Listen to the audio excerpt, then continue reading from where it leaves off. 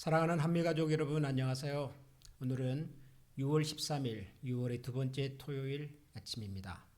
오늘도 여러분들과 함께 말씀을 묵상하고 기도하는 시간을 갖게 되어서 감사드립니다. 혹시 여러분 혹시 날기새란 말 들어보셨습니까?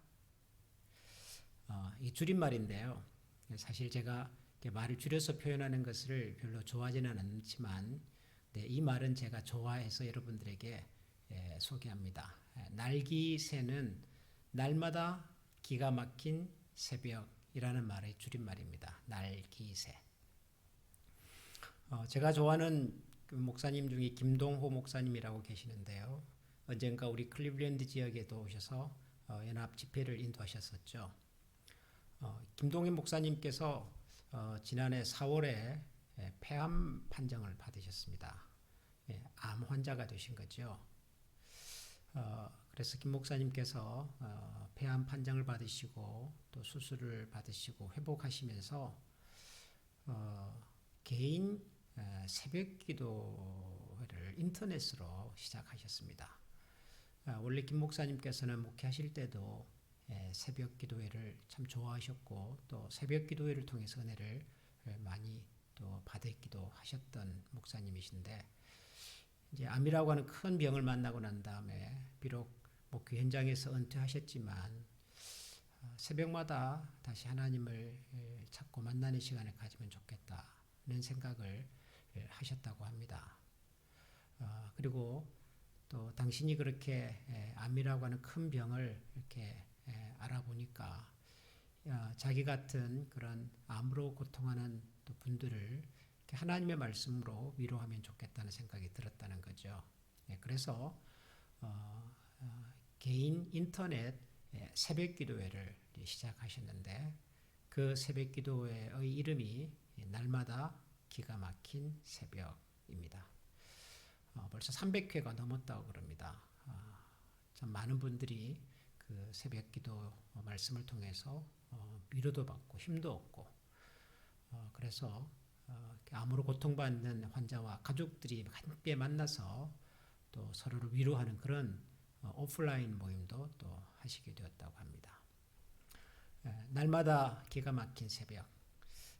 오늘 이 아침이 저와 여러분들에게 그런 시간이 됐으면 합니다. 오늘도 하나님께서 우리를 만나 주시고 우리가 하나님을 찾고 만남으로써 우리에게 참으로 기가 막힌 아침, 기가 막힌 새벽이 될 수 있기를 소원합니다. 우리 한번 같이 기도하겠습니다. 하나님 감사합니다. 또 한 주간이 지나고 약속된 이 시간 저희들이 마음을 모아 하나님 앞에 나왔습니다.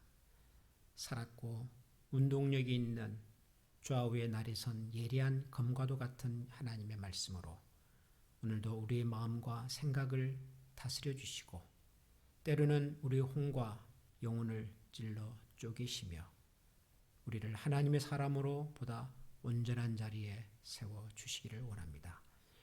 함께 마음을 나누어 기도하겠습니다. 저희들이 기도에 성령 하나님께서 함께 하셔서 하나님의 보좌에 아름답게 올려드려지는 향기로운 기도가 되게 해주시고 또한 우리 주변에 우리가 돌아보아야 될 문 영혼들을 말씀과 기도로 살피는 귀한 시간이 되게 하여 주옵소서. 예수님 이름으로 기도합니다. 아멘. 이제 오늘 우리에게 주시는 하나님의 말씀을 함께 보겠습니다. 구약 성경 에스겔서 10장 18절부터 22절까지를 우리 함께 보겠습니다. 에스겔서 10장 18절에서 22절을 제가 봉독하겠습니다. 여호와의 영광이 성전 문지방을 떠나서 그룹들 위에 머무르니 그룹들이 날개를 들고 내 눈앞의 땅에서 올라가는데 그들이 나갈 때에 바퀴도 그 곁에서 함께 하더라. 그들이 여호와의 전으로 돌아가는 동문에 머물렀고 이스라엘 하나님의 영광이 그 위에 덮였더라. 그것은 내가 그발 강가에서 보던 이스라엘의 하나님 아래에 있던 생물이라. 그들이 그룹인 줄을 내가 아니라. 각기 네 얼굴과 네 날개가 있으며 날개 밑에는 사람의 손 형상이 있으니 그 얼굴의 형상은 내가 그발 강가에서 보던 얼굴이며 그 모양과 그 몸도 그러하며 각기 곧게 앞으로 가더라. 아멘. 우리가 에스겔서를 묵상하고 있습니다. 에스겔서는 선지서인데요. 구약 성경에 나오는 선지서가 하나같이 다 어렵고 이해가 쉽지가 않습니다만 특별히 에스겔서가 더욱 그렇습니다. 에스겔서가 어려운 이유는 에스겔서에는 환상이 많이 나오기 때문입니다. 하나님에 대한 여러 다양한 묘사들이 나오는데 그리고 불과 구름 그리고 때로는 무슨 생물들이 등장을 하고 불 붙는 바퀴가 등장을 하고 이런 것들이 우리가 다른 성경을 읽을 때는 접하지 못했던 익숙하지 않았던 그런 내용들이기 때문에 에스겔서에 나오는 이런 환상들이 무슨 뜻일까 궁금하고 이해가 쉽지가 않아서 그래서 에스겔서라고 하는 성경 자체가 우리에게는 어려운 책으로 이렇게 기억이 됩니다. 그런데 오늘도 그런 환상에 관한 이야기를 다시 또 우리가 읽게 되었습니다. 에스겔서 10장 후반부 18절에서 22절을 읽었지만 오늘 우리가 살피려고 하는 것은 에스겔서 10장 전체 내용인데요. 이 에스겔서 10장은 그 환상에 관한 얘기입니다. 또 여기에 네 생물이 등장을 하고 그룹이라고 하는 이름으로 부르고 바퀴가 있다고 그러고 불이 붙는다고 그러고 이런 여러 가지 환상이 등장을 합니다. 그래서 오늘도 이 말씀을 준비하면서 사실 준비하는 저부터가 이게 또 뭔가 또 무슨 말씀을 또 우리가 묵상할 수가 있을까 그런 좀 두려운 마음이랄까요? 좀 부담스러운 마음이 솔직히 제 마음속에 있었습니다. 여러분들도 마찬가지겠지요. 아마 에스겔서를 여러분들 1절부터 끝까지 읽으신다면 이게 무슨 얘기인가 하는 생각이 먼저 드실 겁니다. 그런데 한 가지 다행스러운 것이 있다면은 오늘 우리가 읽은 이 말씀 20절에 보니까 그것은 내가 그발 강가에서 보던 하나님 아래에 있던 생물 그룹들이라고 말을 합니다. 그러니까 오늘 에스겔서 10장에 나오는 이 네 생물들 이 그룹이라고 부르는 이 천사들인데요. 이것은 내가 그발 강가에서 보았던 것이다 그러죠. 그발강은 이 에스겔이 하나님 앞에서 이제 선지자로 부름을 받을 때 처음으로 보았던 그 환상을 보았던 장면입니다. 에스겔서 1장에 나오는 내용이죠. 기억나십니까? 내가 그발 강가에서 환상을 보았는데 내 날개를 가지고 내 얼굴이 있는 내 생물을 보았다. 그러면서 그 생물들에 관한 이야기를 쭉 기록했던 거 여러분 기억하십니까? 얼굴이 4개 있죠. 전후 좌우 이렇게 있었는데 앞쪽 전면에는 사람의 얼굴 왼쪽과 오른쪽 좌우에는 한쪽에는 소의 얼굴이 또 다른 쪽에는 사자의 얼굴이 그리고 제일 뒤쪽에는 독수리의 얼굴이 있는 이 내면에 4종류의 얼굴이 있는 생물이 4개의 날개를 가지고 있으며 이 생물이 모두 4분이었던 거죠. 그 얘기입니다. 그분들이 오늘 에스겔서 10장에도 또 등장을 했습니다. 그래서 여기 21절에 보니까 각기 네 얼굴과 네 날개가 있으며 날개 밑에는 사람의 손 형상이 있다. 들었다고 우리가 다 아는 건 아니니까요. 그런데 오늘 에스겔서 10장의 주된 내용은 이 네 생물에 관한 이야기가 아니고 이 네 생물의 호의를 받으시는 하나님에 관한 이야기입니다. 네 생물의 이름을 그룹이라고 우리 성경에서는 번역을 했죠. 그룹이라고 하는 말은 히브리어를 한글 발음식으로 이제 번역한 건데요. 영어 성경에서는 체럽 혹은 체러핌이라고 부르는 이름입니다. 천사입니다. 구약 성경에 나오는 스랍이라고 하는 이름과 함께 대표적으로 등장하는 천사에 대한 호칭입니다. 그룹. 이 그룹의 임무는 사명은 하나님을 호위하고 하나님을 안내하고 또 하나님의 심부름을 하는 천사들입니다. 그래서 여기 보면 이 네 생물이 보좌 주변에 항상 머물고 뭐 바퀴가 있다 뭐 이런 표현이 쓰는데 그 말은 하나님과 함께 움직이는 것에 대한 상징적인 표현이죠. 하나님과 함께 움직이는 하나님의 천사, 호위 천사들입니다. 자, 핵심이 뭐냐 그러면은 이 하나님께서 성전에 계시던 이 하나님께서 성전에서 떠나가시는 장면입니다. 하나님께서 성전을 떠나시는 이야기입니다. 오늘 에스겔서 10장의 내용은 10장 1절에 보면 이렇게 시작이 되죠. 이에 내가 보니 그룹들 머리 위 궁창에 남보석 같은 것이 나타나는데 그들 위 보좌의 형상이 있는 것 같더라. 그 그룹 위에 보좌 위에 하나님의 형상, 성전의 보좌 중앙에 하나님의 형상을 이제 본 거죠. 그런데 4절로 내려가 보면 여호와의 영광이 그룹에서 올라와 성전 문지방에 이르니 하나님의 보좌에 계시던 그 영광이 보좌를 떠나서 성전 문지방으로 이제 옮겨 가셨습니다. 성전은 외벽이 있고 그 다음에 안쪽에 건물이 있는데 이제 건물 안에도 또 성소와 지성소 이렇게 나눠져 있죠. 그래서 성전 안에도 또 유대인들이 들어갈 수 있는 마당 뜰이 있고 뭐 이방인들이 들어갈 수 있는 뜰이 있고 이렇게 여러 겹으로 나뉘어져 있었습니다.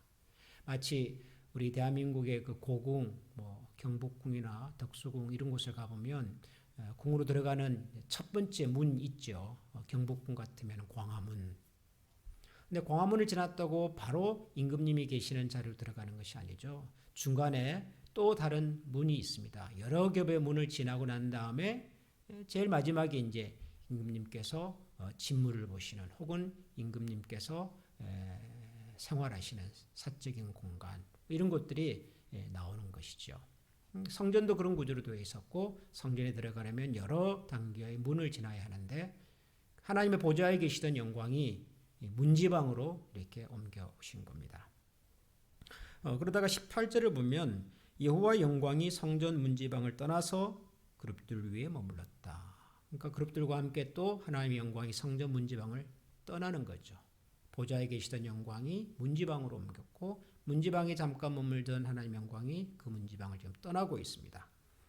그리고 19절을 보면 그들이 여호와의 전으로 들어가는 동문에 머물고 이스라엘 하나님의 영광이 그 위에 덮였더라.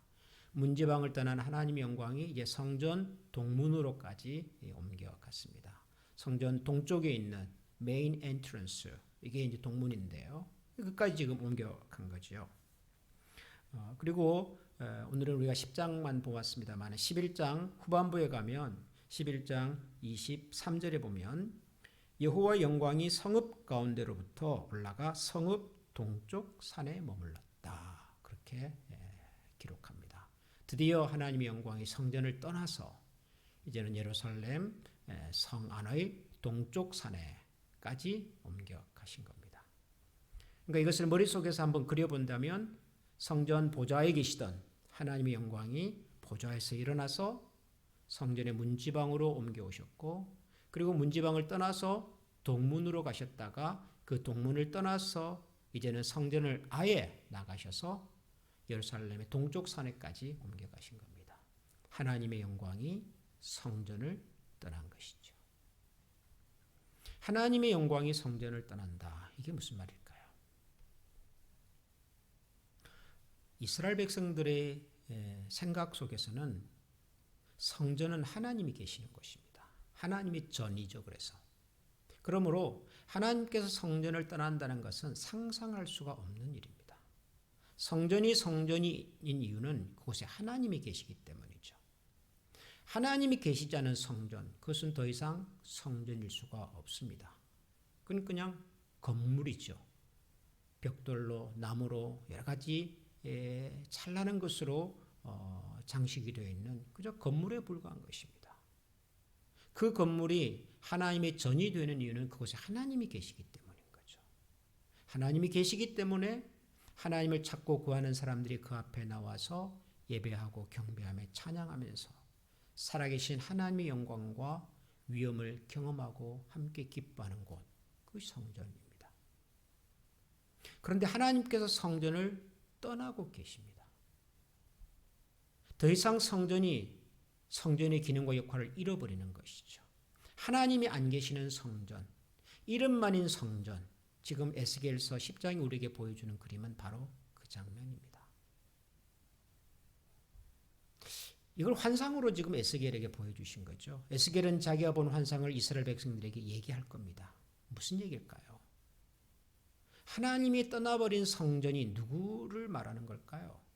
그건 이스라엘 백성들이죠. 이스라엘 백성. 이스라엘 백성들은 우리는 하나님을 믿는 백성, 우리 가운데 하나님이 계시기 때문에 하나님의 선택받은 어떤 위기와 어려움 속에서도 절대로 우리는 멸망할 수 없는 민족. 그들이 그렇게 생각할 수 있던 유일한 이유는 하나님이 우리 가운데 계시다고 믿었기 때문입니다. 그런데 그 하나님께서 이스라엘을 떠나고 계시다는 얘기입니다. 하나님께서 성전을 떠나시는 것처럼 이스라엘을 떠나고 계시다는 얘기죠. 그러면 어떻게 될까요? 하나님께서 이스라엘을 떠나버리면, 하나님께서 성전을 떠나버리면 어떻게 될까요? 여러분 혹시 이가봇이라고 하는 이름을 기억하십니까? 이가봇.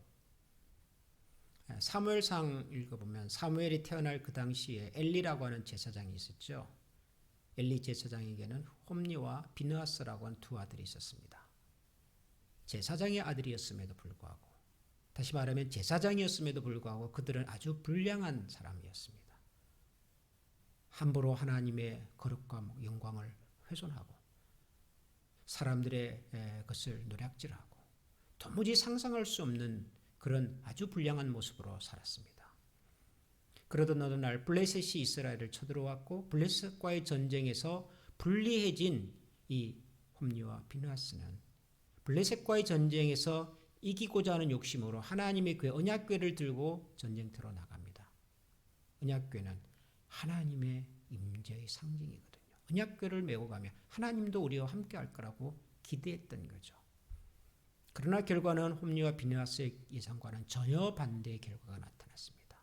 전쟁에서도 졌을 뿐만 아니라 하나님의 언약궤도 빼앗겨 버렸습니다. 하나님의 언약의 궤가 이방 사람 블레셋 사람들의 손으로 넘어가는 비극이 발생하게 된 것이지요. 그날 전쟁에 참여했던 홈니와 비느하스는 전사했고 그 소식을 들은 아버지 엘리도 넘어져서 목숨을 잃었습니다.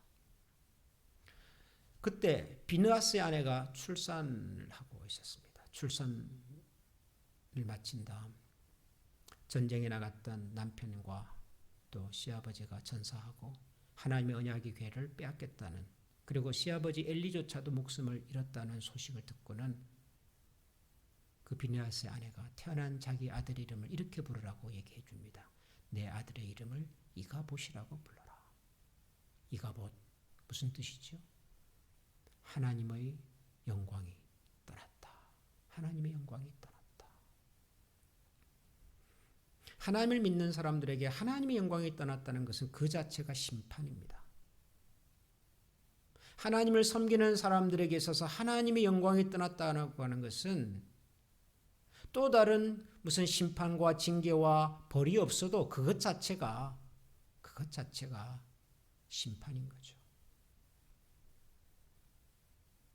우리가 하나님을 믿는 사람으로 살아가면서 우리가 이렇게 사업이 잘 안 되고 뜻하지 않은 질병이 우리의 몸과 가족에 찾아오고 하는 일마다 막 이렇게 어려워지고 그럴 때 하나님이 우리를 버리셨나? 이게 하나님이 우리를 지금 벌 주시는 건가? 여러분 그게 아니죠. 내가 더 이상 하나님의 임재를 경험할 수 없고 하나님의 살아계심을 내가 느낄 수 없고 내 속에서 하나님을 향한 열정과 하나님의 은혜에 대한 갈급함이 더 이상 경험되지 않는 것이 바로 심판인 거죠.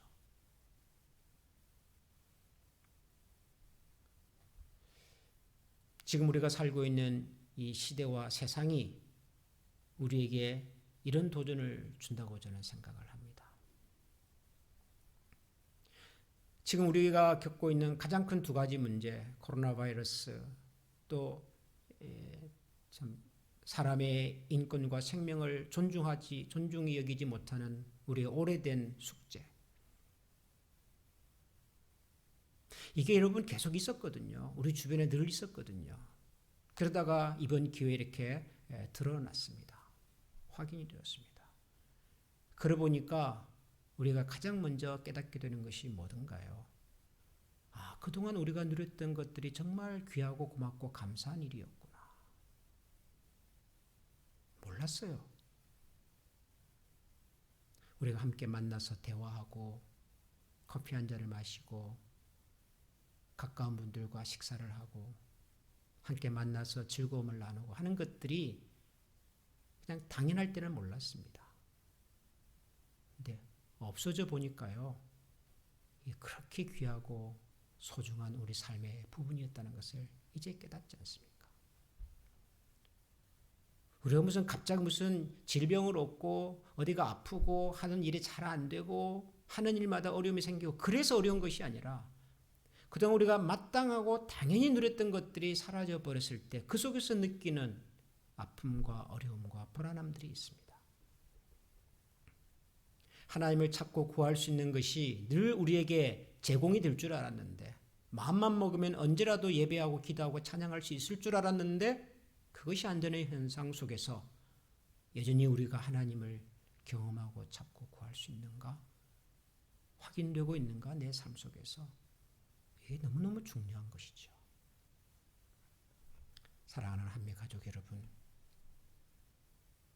하나님이 더 이상 경험되지 않고 하나님을 구하고 찾아도 그분의 임재가 내 삶 속에서 확인되지 않고 하나님의 말씀을 읽고 기도해도 내 삶 속에, 내 심령 속에서 하나님으로 말미암는 감동과 감격이 경험되지 않는다면 어쩌면 그것은 우리의 영혼이 하나님 앞에서 지금 심각한 상황 가운데 처해 있다는 증거일지 모르죠. 그래서 오늘은 이 말씀을 기억하면서 같이 기도하면 좋겠습니다. 하나님, 다시 한번 우리 속에 하나님을 향한 열정과 사랑과 주님의 은혜에 대한 갈망과 간절함이 회복되게 해주시옵소서. 하나님, 제 속에서 다시 한번 하나님을 찾고 구하고자 하는 그런 신앙적 열의와 열정이 새로워지게 하여 주시옵소서. 하나님, 흩어져 살고 있는 우리 모든 성도들이 있는 그곳에서 신앙과 용기와 희망을 잃지 않고, 비록 흩어져 나뉘어져 있지만 나뉘어져 있는 그곳에서도 꺼지지 않는 하나님의 불로서, 작은 불씨들로서 하나님 잘 타오르게 해주시고, 그러다가 우리가 다시 만나서 더 큰 불로 하나님 앞에 우리의 사랑과 헌신을 불태워드리는 우리 한미 가족이 되게 해주시옵소서. 우리가 겪고 있는 이 사회적인 혼란과 어려운 상황이 속히 해결이 되고 우리가 예전처럼 기쁨 가운데 함께 기도하고 찬양하는 날이 오게 하여 주시옵소서. 우리 이런 마음으로 오늘도 같이 한번 다 같이 기도할 수 있기를 소원합니다.